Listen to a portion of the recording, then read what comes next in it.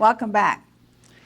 I am glad that we get to talk some more today. I wanted, we just finished this two-part lesson on Jacob's sons, and now I want to talk to you about the desert habitat.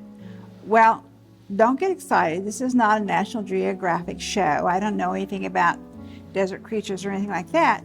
I know things about God's people. And so I wanted to talk to you about how they made it through this desert, how they camped, and that kind of thing.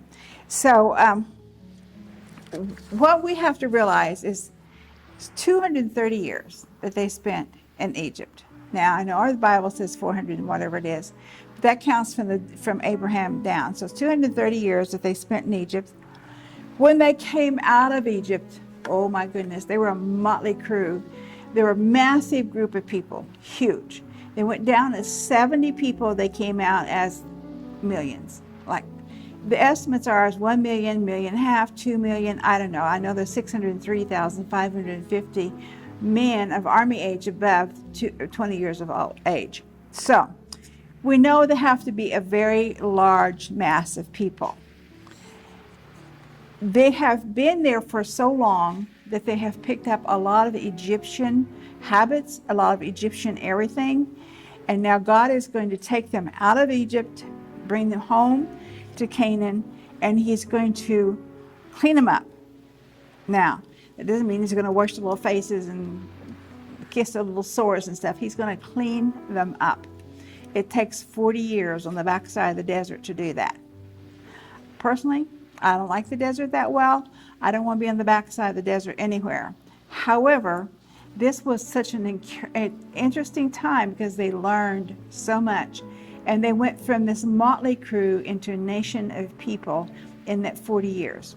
So I want to go there. The book of Numbers begins 9 months after the Hebrews have arrived at Mount Sinai. I think we have a tendency to think, well, this happened and then this happened and then this happened and then this happened. Well, yeah, kind of, but not really. Remember when they came across the Reed Sea, and it's the Reed Sea, not the Red Sea. When they came across the Reed Sea over into Canaan, and this controversy, did they go down through Saudi Arabia? How'd they get there? Doesn't matter, they got there. And so when they're on their journey, there are a lot of things that they have to do to clean themselves up. And the reason the book of Numbers starts off with the 9 months after they arrived at Mount Sinai, what happened on Mount Sinai? Remember, this is when Moses would go up with God and spend 40 days up there more than once. And he came back and he had all these plans, and the plans were for the tabernacle. And God was very specific about this tabernacle thing. You do it this way, and it's this way, and it's this way, and all this stuff. I don't know how Moses wrote all this down, but it took 40 days, so I'm sure God was speaking to him slowly so that you could get it written down. And he didn't have a computer to do it with, so he had to write it down longhand, I don't know how he did it, but he got the instructions. And when he came down from that mountain, of course, the first time he came down, he had the 10 Commandments in his hand, and guess what happened? They were running amok down below. He did the golden calf and all that stuff. He got so mad he broke the commandments, and then he had to go back up and do it over again. So it wasn't an overnight thing. It wasn't something that was done on a drive-through process. It took time. So it took him 40 days to get the full instruction for the tabernacle. Then it took 6 months to build the tabernacle, which included the weaving of the fabric and the making of the artifacts and everything else. And then once all that's done, it took a month to learn the laws of service within the tabernacle. And then it took them 7 days to anoint and install Aaron and his sons as the high priests. It took a long time. It takes a long time to build a house just for ourselves now. It takes 6 months to a year just to build a house. Depends on how big it is and whether it's stick or brick or what, but it just took a long time. So now the tabernacle was completed, they had to get their acts together as far as marching orders on the layout of the camp. There has to be order. You know, God is a God of order. And, you know, we have this, the sun, the moon, the stars, we have the seasons and everything he did in such an orderly fashion. He wants order within his people. I cleaned up my desk the other day. It took a long time because I was thinking I need to get order in my life. Usually it was buried pretty deep. They say that's indicative of a creative mind. Well, anyhow, the point being is they had to get the tabernacle in the center of the encampment. Now, in the 40 years that they were on the desert, they moved either 41 or 42 times. That's a lot of moving when you don't have trucks and trailers. You know it? It's a lot of moving. It's a lot of moving, a huge mass of people and animals, everything they had. They weren't just walking around with backpacks. They had massive amount of stuff. Remember, they went to the Egyptian people and they gave them wealth as they were leaving. They had animals. They had things to do. It took a lot of logistics to get this thing going. Well, that's another story. I won't go there. So anyhow, not only did God want his people to worship him, but he wanted patterns in the way they move and the way they camp. And the beginning of that order is found in Numbers 1:52, where God directed that the sons of Israel shall camp, each man by his own camp and each man by his own standard, according to the armies. Well, so I just said to you a while ago, we know that there were 603,550 men who were in the armies, 20 years of age and above. I think it's 20 to 50. So they had to do something for a census, and yet they weren't supposed to do a census. They had to figure it out. God told them what to do as far as how they would lay out the camps and where they were to put the camps. And you know, we had, with traveling with them the whole 40 years, was the Shekinah glory in the sense that it was the cloud by day and the pillar of fire by night. And so now he wants to build a tabernacle. He did build the tabernacle so that he could come and dwell amongst his people. You know, if you have family, you kind of like to be close to them. At least most of us do. And you don't have to dwell amongst them, but close by. So according to his armies, they would indicate, armies is plural, there's more than one, just as we have our various armed forces in the Army, Navy, Marines, Air Force, Coast Guard, National Guard. Now I understand we're going to have a space. What's a space? Something. Space Force. Okay, I digress. Numbers 1:52-53 says, the sons of Israel shall camp, each man by his own camp, and each man by his own standard, according to their armies. But the Levites shall camp around the tabernacle of the testimony, so that there will be no wrath on the congregation of the sons of Israel. So the Levites shall keep charge of the tabernacle of the testimony. Who are the Levites? Remember, this is Jacob's third child, Levi. It means joined. His name means joined. God has joined us together. And they're going to be kind of like the guard, if you will, around the tabernacle, in the sense that they're going to be there surrounding the tabernacle. Now, everything that the Levites were supposed to do was to be caregivers for the tabernacle. So what we see them doing is, this is the first thing. So in the middle of the camp, if you get a piece of paper out, in the middle of the paper, well, over here in the corner, draw north, south, east, and west. Then in the middle of the paper, put the tabernacle, a rectangle, always faces east. Always. All right. Now, God's specific in this. He wants the Levites around that. Then he wants all the camps.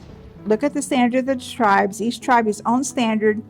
The definition of a standard would be an ensign or a design.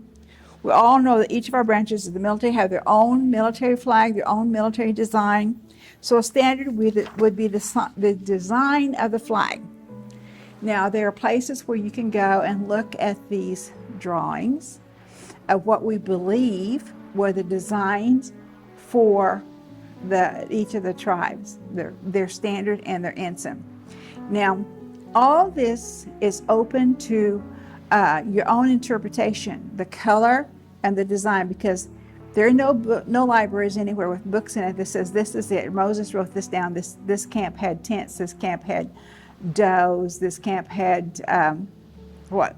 Levi had, or Dan had weights because they were the judge. You don't see any of that anywhere because it just didn't happen. There were no cameras or anything at the time. So we have to go back and put together the best we can. I did a search on this years ago, years and years and years ago, and it was extensive. And took a lot of prayer. And this is when the Lord was first teaching me about the 12 tribes. And I didn't know, I felt like the color of each tribe was very, very important, but I didn't really understand why. And so I went back to the Bible and I looked at the stones that were listed for each tribe. Okay. And I would write down the tribe and then the stone, and then I began researching. Well, I had a leg up on most people because my late husband had at one time been a jeweler, and he had taken the classes on gems, and so I had all these books at my resources on gems, and so I could look up these names of the gems, like a sardis. Well, who knows what a sardis was, but I was able to look it up and find it. And so I began finding what I believe was the right color for that tribe. We have pictures, drawings, recreations, all this stuff of the breastplate of the high priest. That's very, very important because the breastplate had the stones for the 12 tribes. Each tribe had its stone in there. Within the stone was engraved with the tribe's name. Remember that? And then on epaulets were the one epaulet on each shoulder, the epaulets like this. There were onyx, and in the onyx were the names of the tribes, 6 on each side. So God really wanted us to know this, that it was important. But it takes a lot of time to dig this stuff out. So anyhow, when I began digging this out and began studying it, I saw this pattern. So I'm going to share this pattern with you now. This is my thoughts on the pattern. You will find at least 20 different theories, probably more. But if you want to look at my theory, here's what I have. So you have Reuben, firstborn. His stone is a ruby. The color is red. It's a clear red. Simeon, his stone is a topaz, and the color is a yellow gold. Levi, a garnet, which is blood red, dark red. I have a lot of Levi garnet stones. Judah is an emerald. It's green. Dan is a sapphire. It's blue, darker blue. Naphtali is a diamond. It's clear and sparkly. And let's see. Issachar is purple. It's an amethyst. Zebulun is aquamarine, aqua. Joseph is an onyx, which is black. And Benjamin is a peridot, which is light green. Okay, that's a lot of colors that I've just rattled off to you. It's very important from the standpoint of the standards, the flags, the standards, and the incense. Now, Gad is a reddish orange. Asher is a milky white. Did I read all those off to you? I guess I did. So anyhow, I wanted to begin with you thinking about these, and you go to the book of Revelation chapter 4. Revelation chapter 4, verses 1 through 3 says, "All these things I looked, and behold, a door standing open in heaven, and the first voice which I had heard, like the sound of a trumpet, speaking with me, and said, Come up here, and I will show you what must take place after these things. Immediately I was in the Spirit, and behold, a throne was standing in heaven, and one sitting on the throne, and he who was sitting was like a jasper stone and a sardius in appearance, and there was a rainbow around the throne like an emerald in appearance." Emerald. All right, what did I just say? That my research shows that an emerald stood for the tribe of Judah. What does Judah mean? Judah means praise. So my theory which is probably that and $1 will buy you a cup of coffee. But my theory is that when we praise God, I mean, when we're really worshiping and praising Him, color goes up. And there's been some research on this, far above my head. The color goes up, and I believe that praise brings the color emerald up, which is the rainbow around the throne of God. Now, you could do with that whatever you want to with it. That's my theory. But for me, it just made sense. So then I'm going to come over here, and I'm going to say that we go back to Numbers 2. The entire chapter is very specific. I'm not going to read it all to you now, but I'm going to encourage you to get out your Bible and read it. Now, if you have colored pencils at home, I encourage you at this point to use those colored pencils, the specific color for each tribe. The reason I think that is because we need to kind of get into this thought process. Okay, ruby red is for Reuben, blood red is for Levi, golden yellow is for Simeon. We kind of need to figure this out a little bit. In the center, as I said a while ago, draw the tabernacle. Up here's your north, south, east, and west. The tabernacle's in the center. Now, it's in a rectangle. Draw around your tabernacle with a red pen, a dark red pen, like around it. Because this is where Levi lives, is around that tabernacle. His stone is a garnet. A garnet is deep red, blood red. And Levi has no inheritance. He has nothing but the blood and the responsibility of the tabernacle. Now,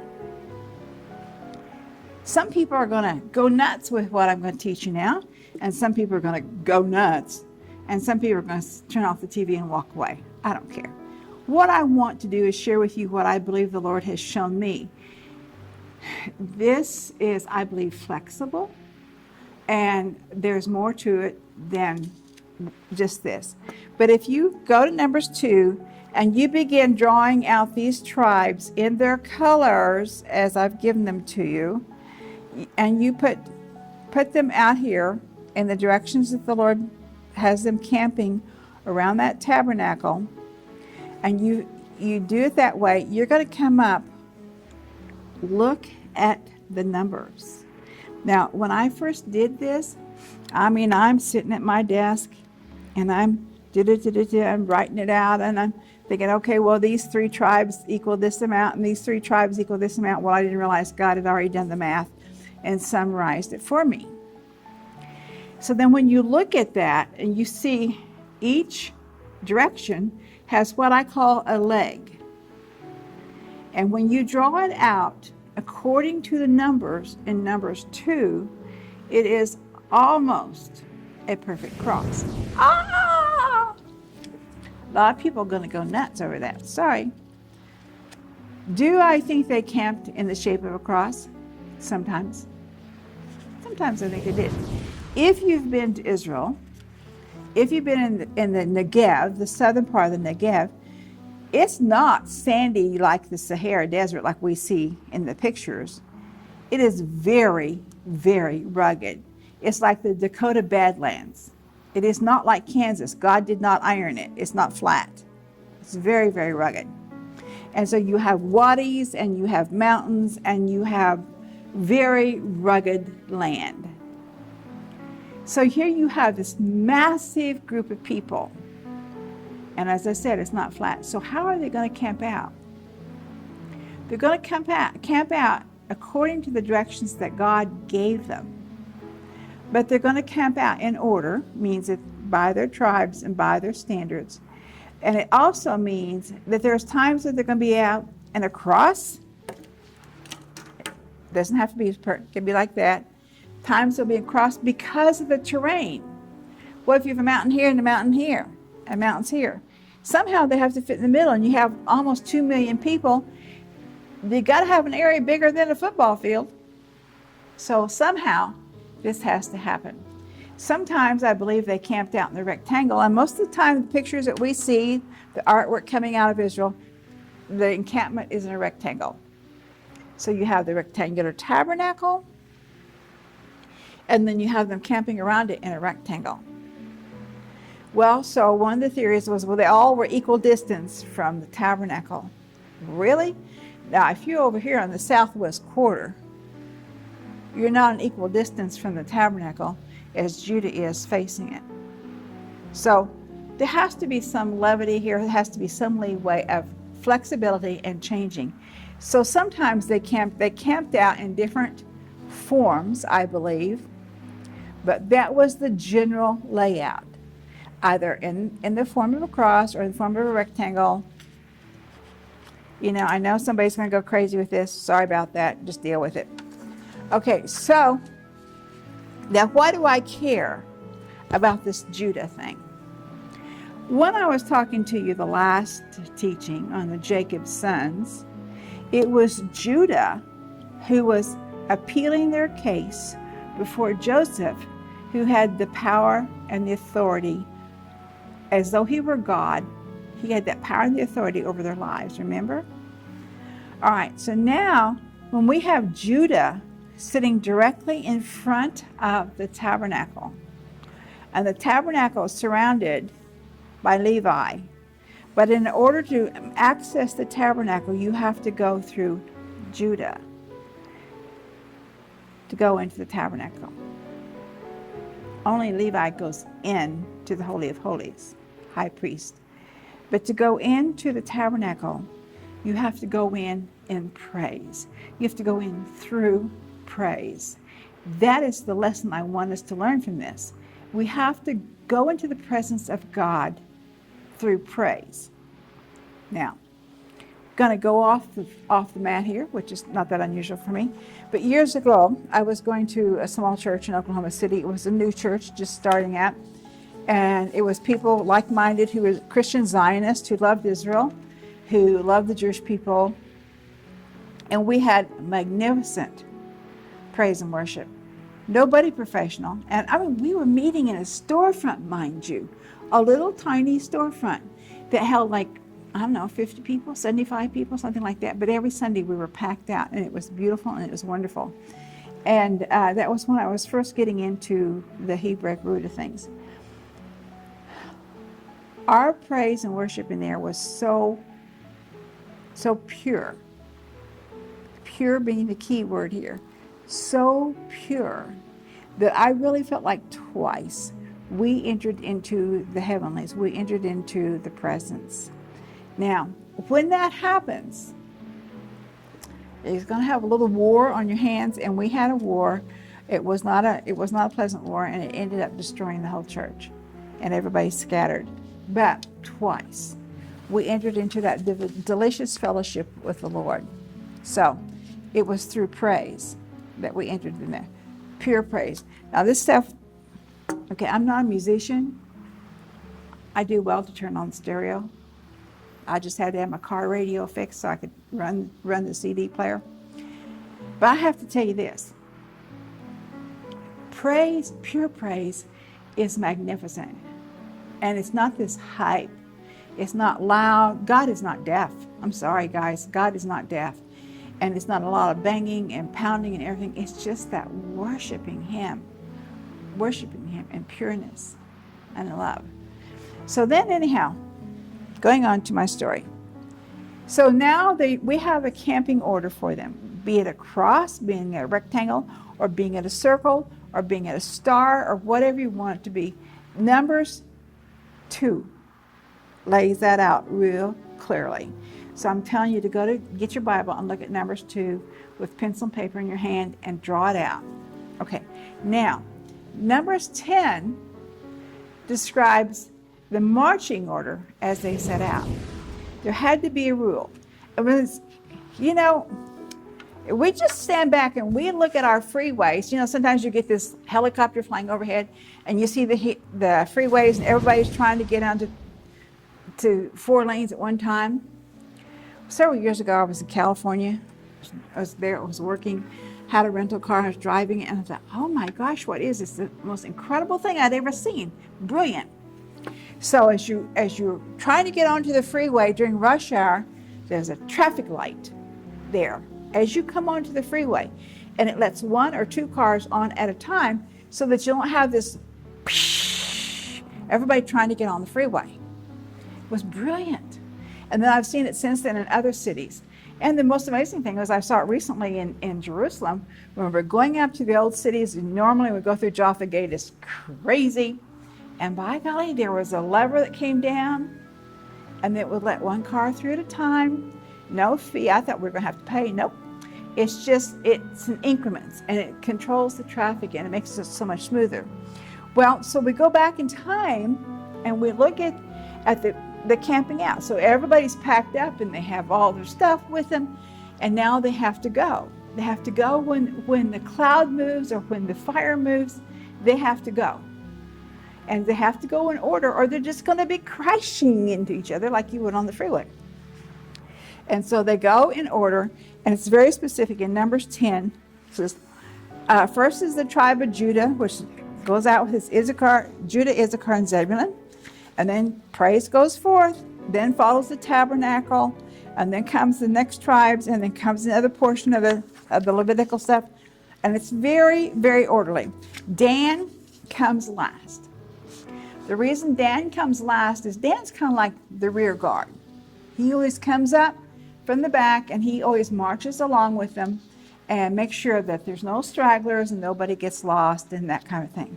So if you look at the desert camping order, and then if you look at the marching order, I think you'll be impressed. I was impressed.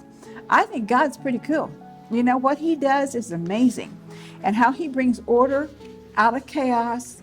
You know, chaos is not of God. He wants order. So I'm going to quit there. Shalom, Shalom, Yerushalayim. Pray.